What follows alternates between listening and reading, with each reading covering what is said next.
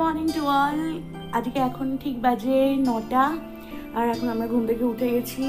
আর লিও good morning বলো, সে good morning to all. এই তো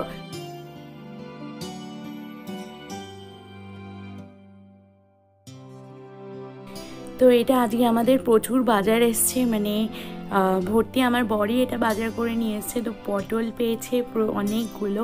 তো আমরা এখানে সাধারণত পটল পাই না, তার জন্য আমি খুব এক্সাইটেড। আর এটা কাঁকরোল পেয়েছে আর একটা 1 কেজি ইলিশ আনা হয়েছে। দেখুন কত সুন্দর, খুব সুন্দর ইলিশটা। আর আনা হয়েছে কই মাছ, আনা হয়েছে কোরাল। কোরাল হচ্ছে গিয়ে ভেটকি মাছকে কোরাল বলা হয়। ইলিশ মাছের ডিম আনা হয়েছে, বাটা মাছ আনা হয়েছে। এই যে অ্যাজ ইউজুয়াল বাচ্চারা যা করে, সবজি এলে সবজির সাথে খেলা করে। প্রচুর পরিমাণে আমরা এখন হলুদ খাচ্ছি, কারণ হলুদ মানে আপনারা তো জানেনই এটা একটা বিশাল অ্যান্টিবায়োটিক বা অ্যান্টিসেপটিকের কাজ করে। তো আমরা খাচ্ছি সেটাই। আর লঙ্কাগুলো আমি এরকমভাবে মানে লঙ্কার যে উপরের বোটাগুলো আছে ছাড়িয়ে রেখে দিচ্ছি, যাতে লঙ্কাগুলো না পচে, তো সেটা অনেক দিন যাবে। এবারে আমার একটা ছোট্ট হেল্পার আমাকে হেল্প করতে এসছে, আমি জানি না কতখানি হেল্প করেছে একটুখানি, বাট দেখুন পরে ওটা নিয়ে খেলাই করছে। তো আমার এইটুকু বাটির মধ্যে লঙ্কাগুলো আটলো না, তার জন্য একটা বড় বাটিতেই আমাকে রাখতে হচ্ছে লঙ্কাগুলো। সকালবেলা একা একা যখন চা খাই তখন আমি এখানে দাঁড়িয়ে চা খাই, আমার খুব ভালো লাগে। অনেক দূর দূর পর্যন্ত দেখা যায়। তাহলে আজকের রেসিপিটা হচ্ছে গিয়ে পোস্ত দিয়ে পটল। এটা একটা অসাধারণ সুন্দর রেসিপি, দারুণ খেতে লাগে। তার জন্য আপনার লাগছে পটল, এটা পপি সিডস মানে পোস্ত, রেড চিলি লাগছে। এবারে পটলগুলোকে আমি ভালোভাবে ছুলে নেব। আর এখানে ওই পোস্ত আর পপি সিডস আর লঙ্কা বেটে আমি এটাকে রাখলাম এরকমভাবে। আর এখানে আমি নুন আর হলুদ মাখিয়ে নিচ্ছি পটলের মধ্যে ভালোভাবে।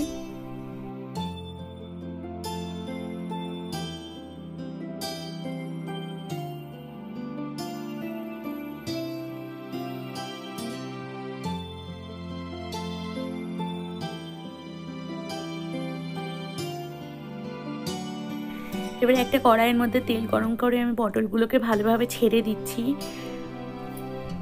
তারপর আমি পটলটাকে ভাজবো যতক্ষণ না পর্যন্ত এটা একটুখানি গোল্ডেন কালারের হয়ে যাচ্ছে।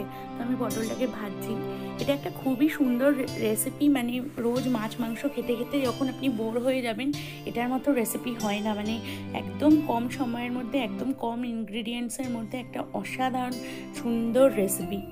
আপনি এখানে চাইলে পটলগুলো আমার ভাজা হয়ে গেছে, আমি সেম তেলের মধ্যে তেজপাতা দিয়ে তারপরে আমি এই পেস্টটাকে ঢেলে দিলাম।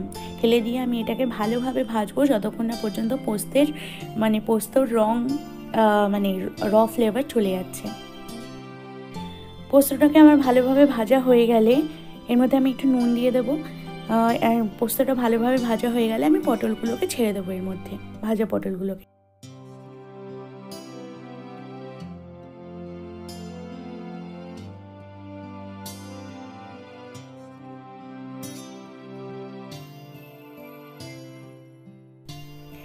এরপর আমি ভালোভাবে পটলগুলোকে ওর মধ্যে দিয়ে এটাকে ভালোভাবে গ্রেভিটাকে তৈরি করব। একটু জল দিয়ে দিলাম, তার জন্য এটাকে আমি বেশিক্ষণ না ঢেকে 3 থেকে 4 মিনিট আমাকে রান্না করতে হবে, তাহলে এটা হয়ে যাবে। কারণ আমার পটলটা অলরেডি আমি ভালোভাবে ভেজে নিয়েছিলাম। এটা খুবই জুসি হয় পটলগুলো খেতে। এবার আমি চিনি দিয়ে দিচ্ছি এর মধ্যে। চিনিটা আপনি মানে যেরকম আপনি খাবেন সেরকমভাবে দেবেন। মানে এটার পটলগুলো এত নরম হয় যে খুবই জুসি হয় অ্যাকচুয়ালি। তো আমার রেডি হয়ে গেল পটল দিয়ে পোস্ত, অসাধারণ সুন্দর একটা ডিশ। এটা হলে আপনারা কিচ্ছু দরকার লাগে না ভাতের সাথে। এবার আমি সার্ভ করে নিচ্ছি।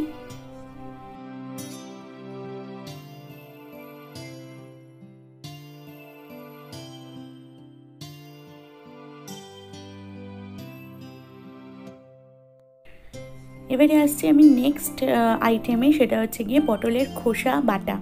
তো তো পটলের খোসা বাটা অসম্ভব সুন্দর একটা ডিশ। এর জন্য আমাকে প্রথমে পটলের খোসাটাকে ভালোভাবে সেদ্ধ করে নিতে হবে নুন আর হলুদ দিয়ে, যাতে এর মধ্যে কোনো ব্যাকটেরিয়া না থাকে।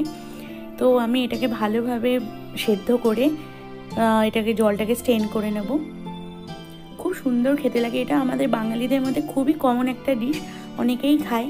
এরপর আমি গার্লিক মানে রসুন আর গ্রিন চিলি দিয়ে এটাকে ভালোভাবে মিক্সির মধ্যে গ্রাইন্ড করে নিচ্ছি। এরপর তেল গরম হলে এর মধ্যে দিয়ে দিচ্ছি আমি কালো জিরে আর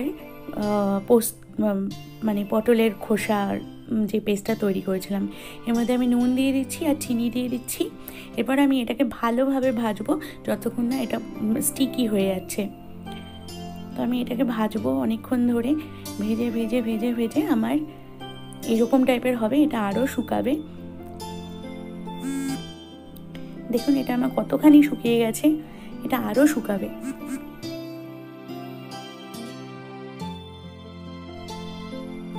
তাহলে ফাইনালি আমার পটলের খোসা বাটা রেডি হয়ে গেছে। দুর্ধর্ষ খেতে লাগে, মানে বিলিভ মি, এটা দিয়ে আপনি এক থালা ভাত খেয়ে নিতে পারবেন মোটামুটি, আমি গ্যারেন্টি দিচ্ছি আপনাকে। অসাধারণ সুন্দর। Hello friends, good afternoon. আজকে আমার ভীষণ পরিমাণে দেরি হয়ে গেছে। আজকে আমার ভীষণ পরিমাণে টাইট স্কেডিউল ছিল, তার জন্য মানে ভীষণ বিজি স্কেডিউল ছিল। রান্না করা, বাচ্চাকে খাওয়ানো, মানে রোজই তো থাকে, কিন্তু আজকে আমাদের যে মাস কাবারি মানে প্রত্যেক মান্থের যে মাস কাবারি সেটা আজকে এসছে, তো সেটাকে আনপ্যাক করতে আমার ভীষণ দেরি হয়ে গেছে, আমার আর আমার হাজব্যান্ডের।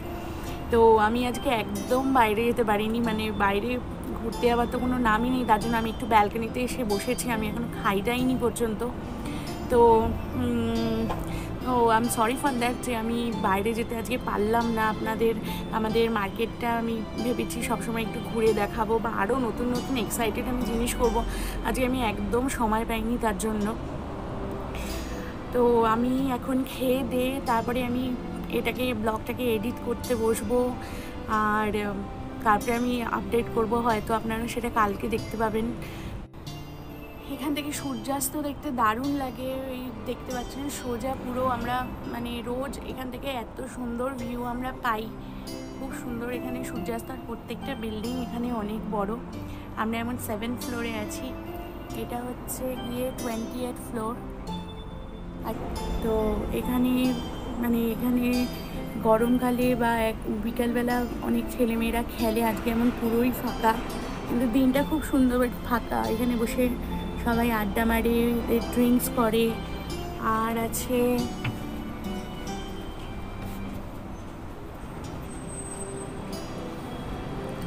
এই যে বাড়ির নিচটা খুব সুন্দর, মানে পুরোপুরি গ্রিনারি।